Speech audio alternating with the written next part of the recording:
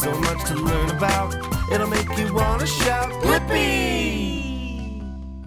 Hey, it's me, Blippi. Today, you and I are gonna draw an animal. And this animal looks like a horse, a bit smaller, and it's only black and white. Yeah, a zebra! Since the paper is white, let's take a black marker, draw an oval for the head, an oval for the body. Ooh, and let's draw a rectangle right there for the neck. Well, kind of looks like a square, but let's draw 4 rectangles on the bottom for the legs. Whoa, there we go. All right, now let's draw some flowy lines for the tail. Whoa, now it's starting to look like a zebra, right?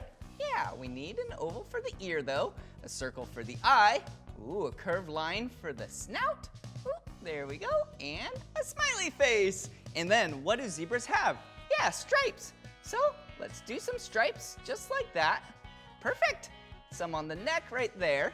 And then we can't forget about the mane. Whoa! Let's color in the mane black. There we go.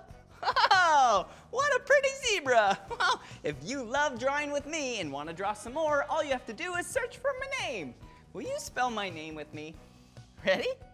B-L-I-P-P-I. Blippi. All right, see you again. Bye-bye.